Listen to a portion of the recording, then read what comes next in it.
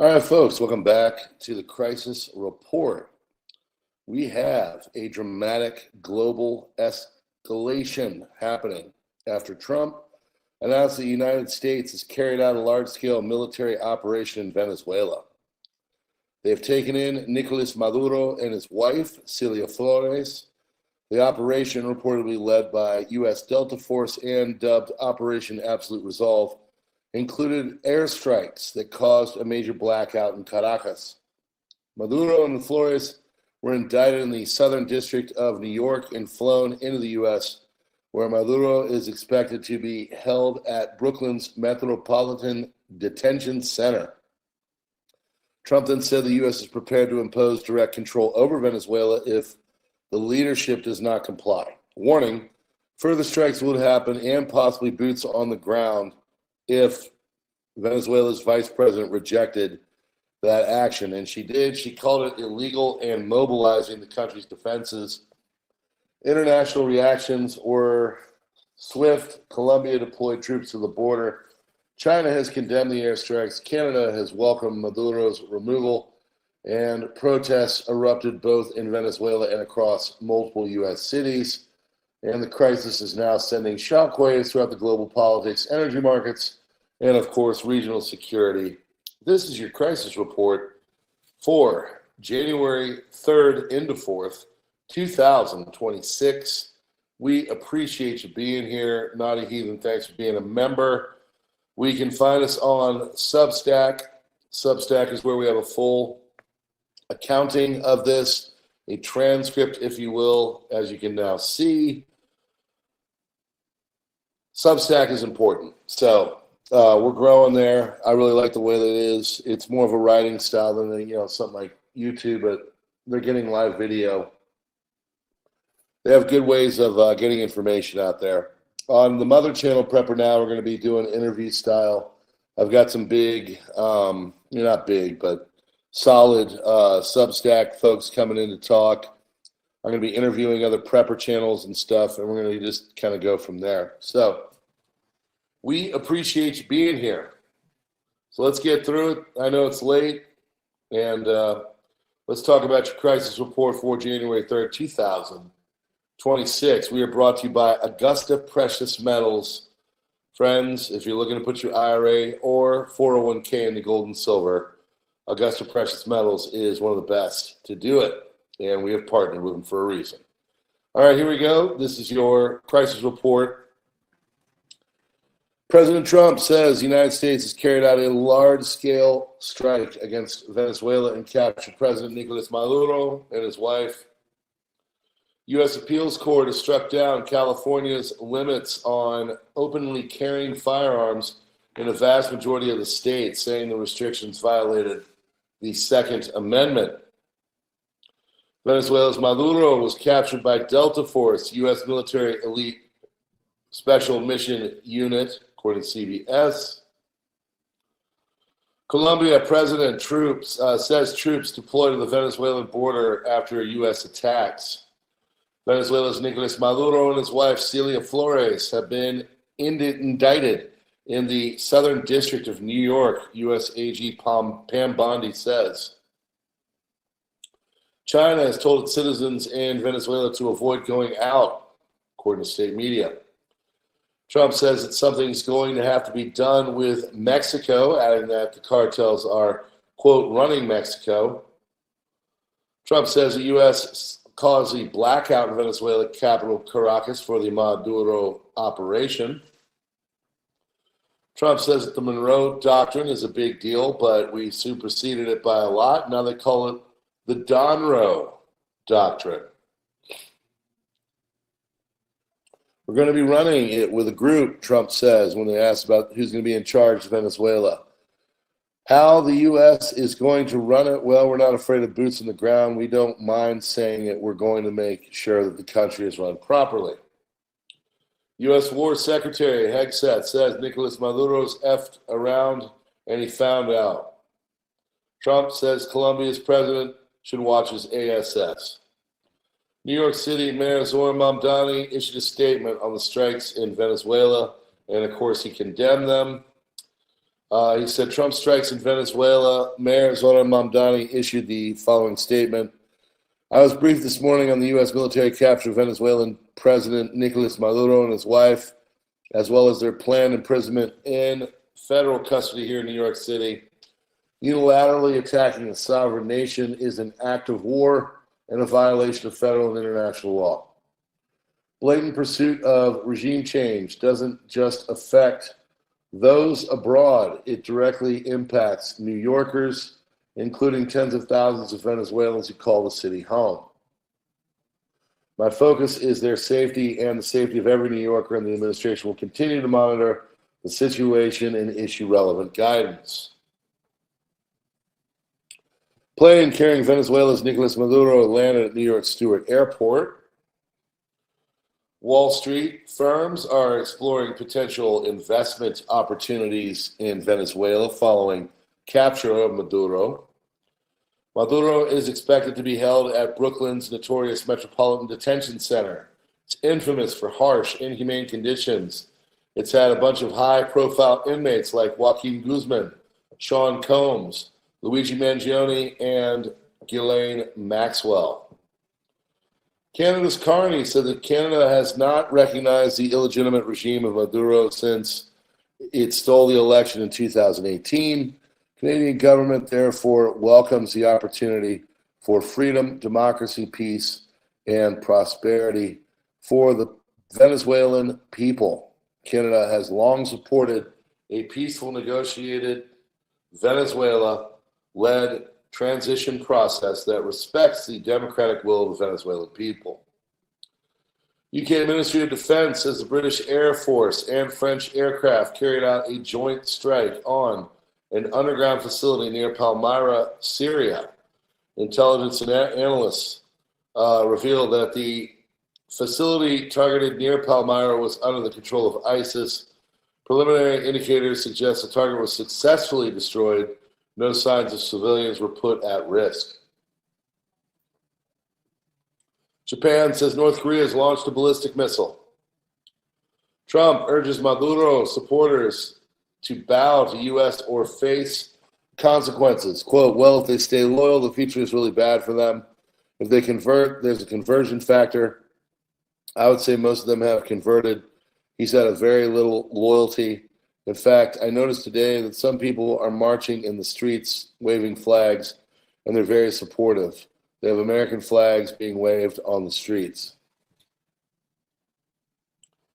Marco Rubio says, threatening Cuba as well. If I lived in Havana and I was in the government, I'd be concerned at least a little bit.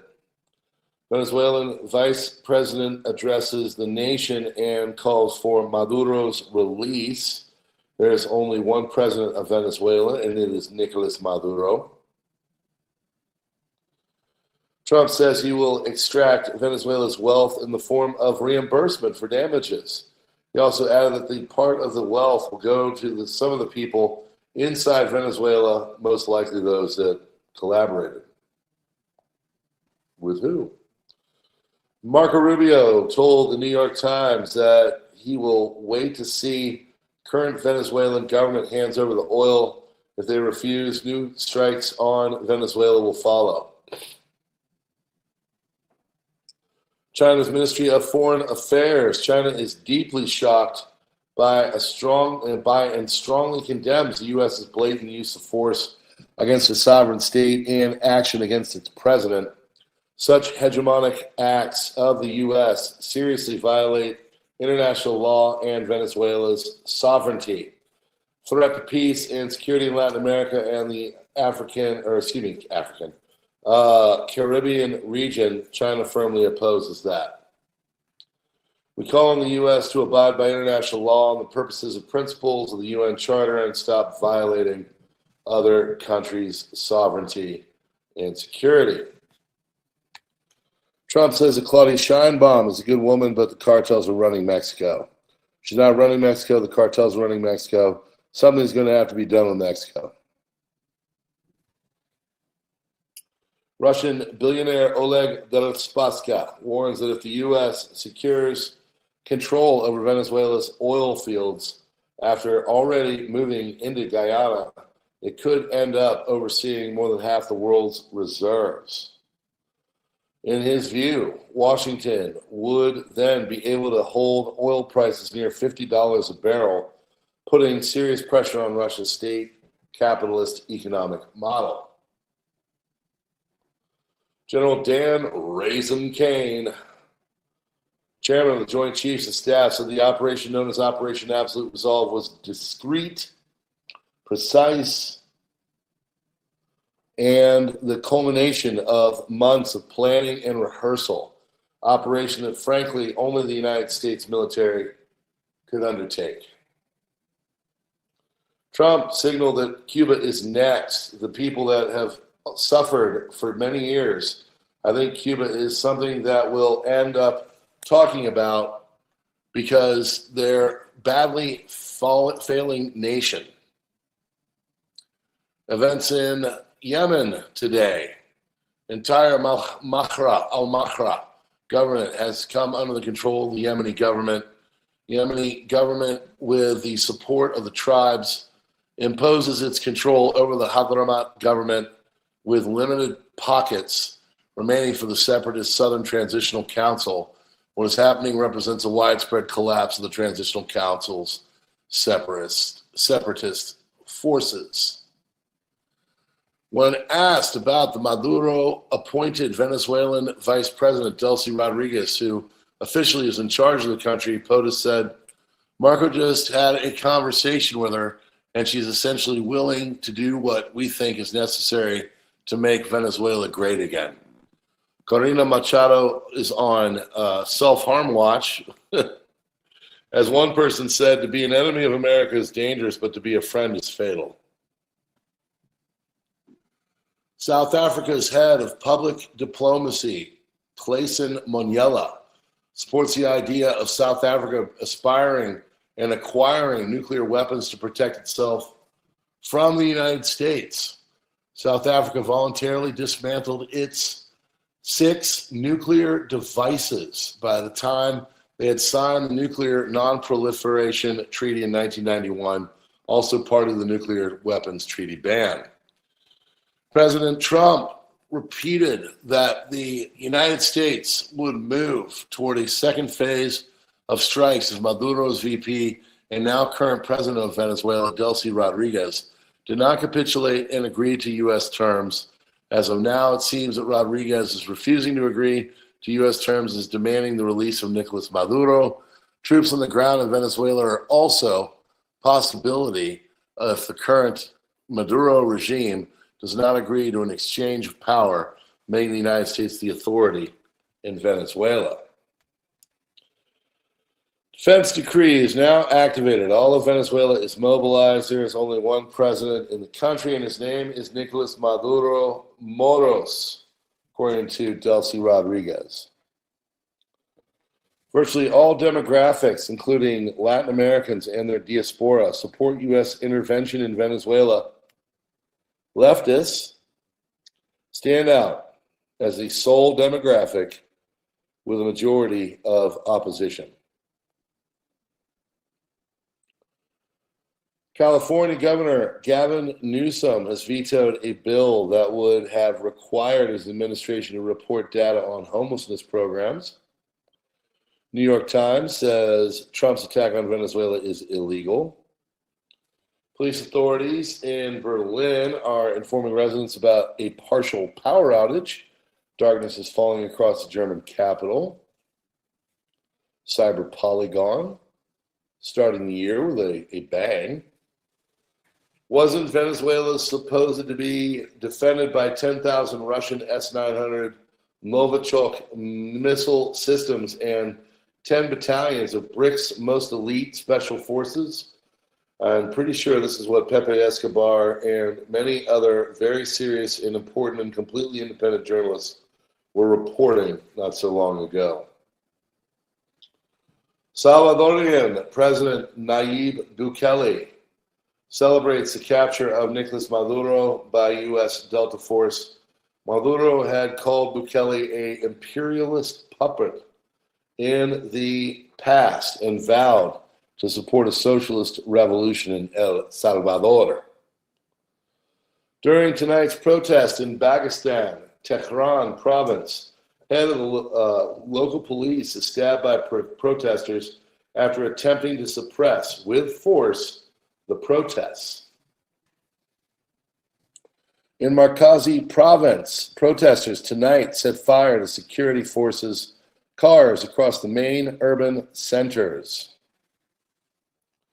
Videos coming from earlier shows people blocking main urban routes aiming to create traffic to prevent the deployment of Islamic Republic's repression forces.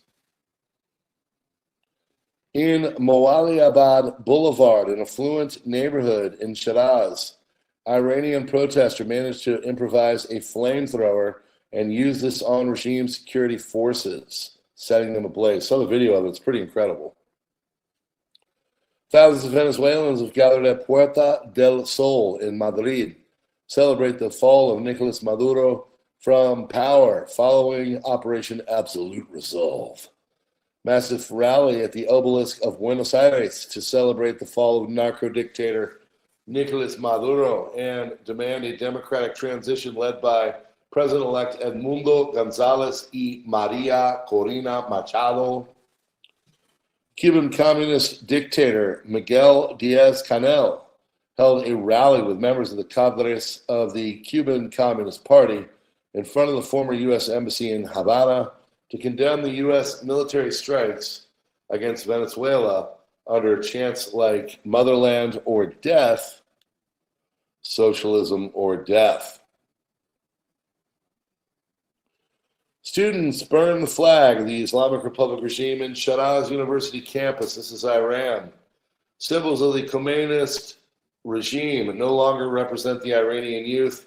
At the KN Tusi University of Technology in Tehran, clear Death to Khomeini at the walls of the Balagh Mubin Students Mobilization Office, aka the Regime Propaganda Office, building inside the campus. The obelisk of Buenos Aires was illuminated with the colors of the Venezuelan flag in honor of the Venezuelans present celebrating the arrest of Maduro. Iran regime has shot at numerous protesters per BBC.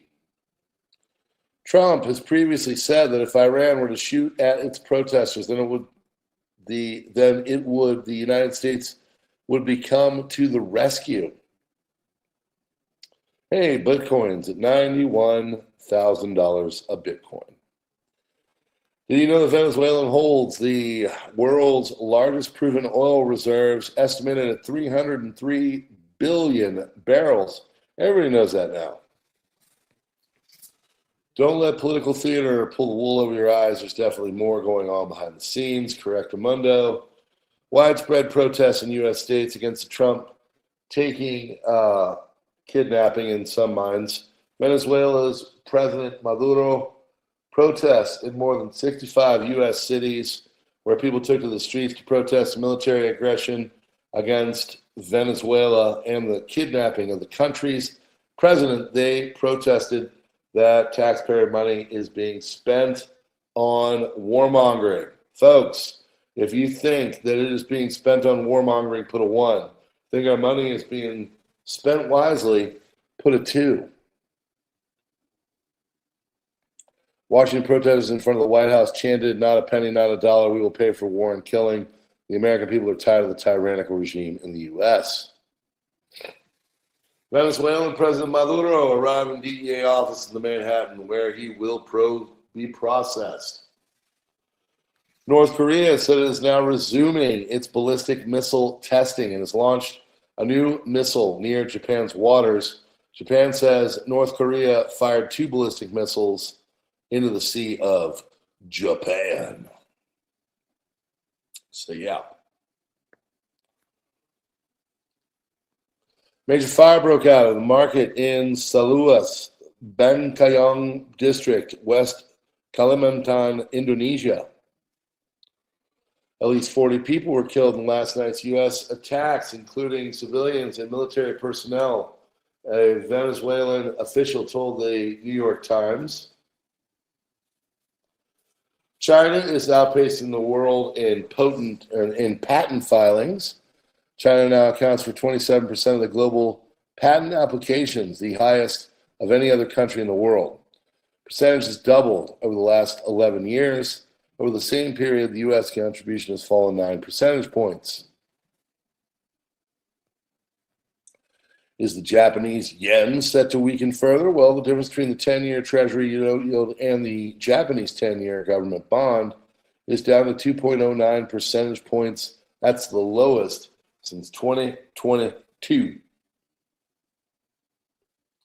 Sovereign wealth funds are cashing in on the AI rally. Assets under management of global sovereign wealth funds are up to a record 15.2 trillion, marking the third consecutive annual increase.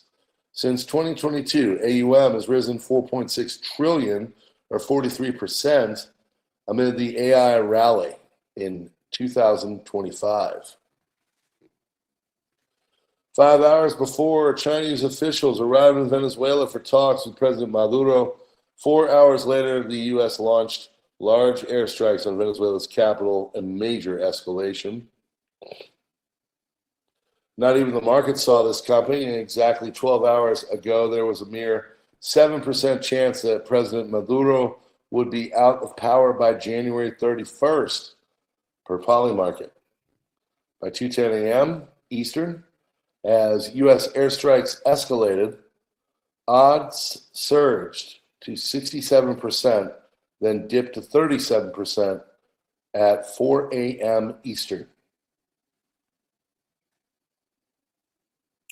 Shocking stat of the day, Venezuela's oil production is currently at just 30% of the levels seen 15 years ago. Easily see another 3 million barrels of oil hit the market per day. That's more than daily consumption of all but 6 countries in the world. Venezuela currently has 200 trillion cubic feet of natural gas reserves, 34th largest in the world. 300 billion barrels of crude oil reserves, that is the largest. 4 billion tons of iron ore reserves worth $600 billion, and 8,000 tons of gold resources. And tech billionaires sold off $16 billion in their stocks and funds in 2025, with Jeff Bezos leading the trend, selling 25 million shares worth $5.7 billion. I wonder what they know. All right, friends, that is Yo Crisis Report for January 3rd into 4th, 2026. Please hit that like button before you go. Darken up the bell. Get the notifications. Check us out on Substack. Check us out on Subscribestar and Locals. All of those you can get for a couple bucks a month, or Substack you can get for free. Check out Augusta Precious Metals. Check out Twitter, Gab Minds, TruthX, and all that. And we appreciate you coming here. God bless. We will see you on the next one. Crisis Report is out.